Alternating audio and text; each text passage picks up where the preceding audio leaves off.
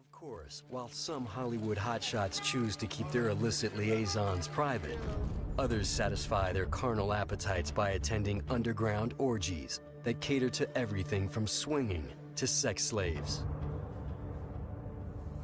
But even here, at clubs like Sanctum, you have to be a part of the secret VIP society to gain entrance.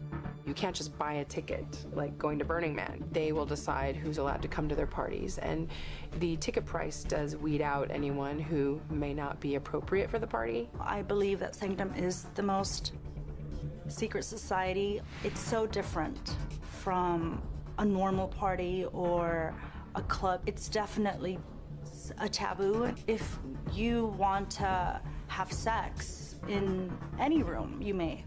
Because that's what it is. It's a sex party.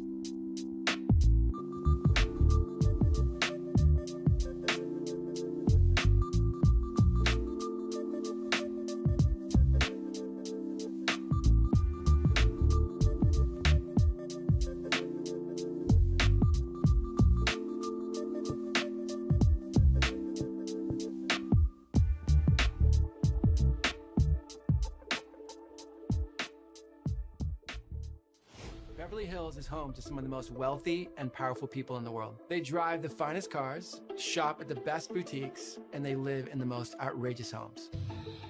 They also have access to the most exclusive and high-end erotic club ever.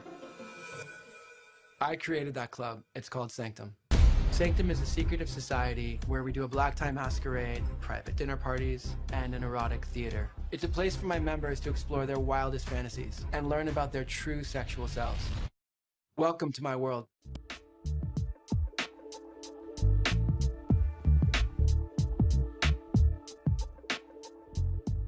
And I think Kubrick pointed it out in the film Eyes Wide Shut very accurately. Yeah. What do you think, or as you know, what is the need for the sexual nature of the magic? You know, why the sexuality behind it? Well, I think it's just common sense. I think the common sense is it's one of the strongest human needs. It's a human drive, and it's a number of things. It's procreation, makes it one of the strongest drive versus just as much as eating or needing water or breathing.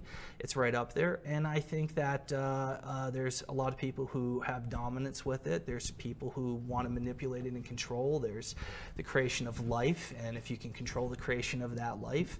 So I think there's a fascination built into sexual procreation in all human psyche. And as we evolve over time, we become more complex, more intellectual. You can't get rid of that natural drive in you, so it gets built upon and corrupted. But you're saying that in the course of these rituals being sexual in nature, that then there's a tremendous energy feeding that goes on by the rest of the participants. Well, I think that if I look at it, it's more or less a great recruiting tool for them, because it's like, here you can indulge in this. And it's a great way to then convert people over to your thinking. You socialize, you have, and it's also like, you got to keep our secret. And so there's a bonding there also. So I think it's a big recruitment system.